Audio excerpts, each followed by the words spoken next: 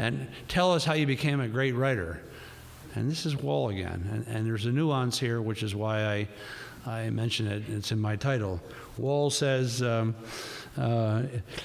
lady says, how did you learn to write so well? And so he said, I've been caught like this before by nuns.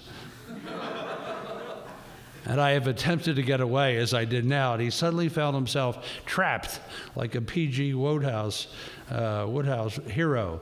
And he said, I gazed desperately at the rows of dark, curious faces. So then he said, even though this was clearly not what was required for the question, this is what he said. Well,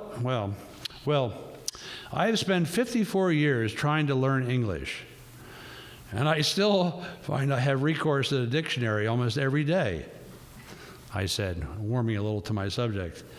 Her English is incomparably the richest language in the world. There are 2 or 3 distinct words to explain every concept, and each has a subtle difference of nuance. Now that's a brilliant admission for a writer of great gifts, one of the great writers certainly in the 20th century in lucid prose. And every concept and each one has a subtle difference of nuance, a shade and everything.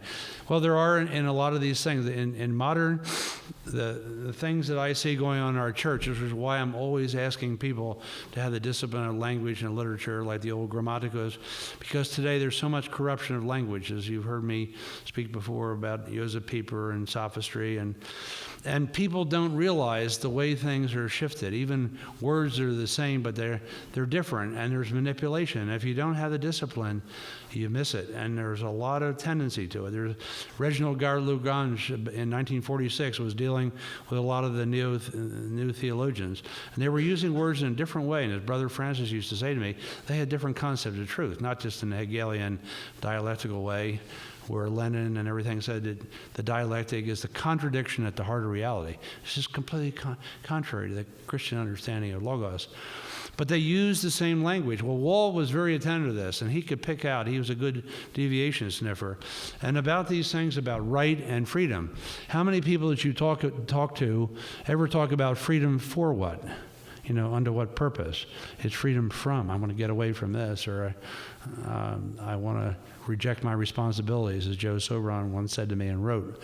Look at the people in the pro-life movement. How many putative fathers want to reject their responsibilities?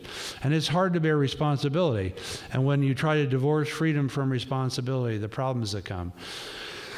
But Evelyn Waugh was very, very profound, and Father Hardon, in his own way, had a way of leading you to think about the most fundamental matters, you know, and especially purpose. And some of you know I knew Father Yaki, who was a pretty tough Hungarian, and he could eat people alive. He was very charming with women, but he could really take care of men. And even some tough guys I know told me, why did you ever introduce me to this man? You know, God rest his soul. But he was a pretty tough character. But he was always attentive to the purpose of it all. And after a long conversation we had, he wrote even something, what's the purpose of health?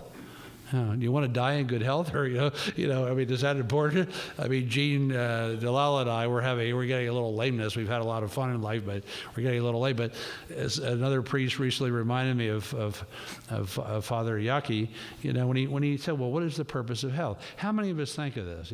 What is it for? What is health for?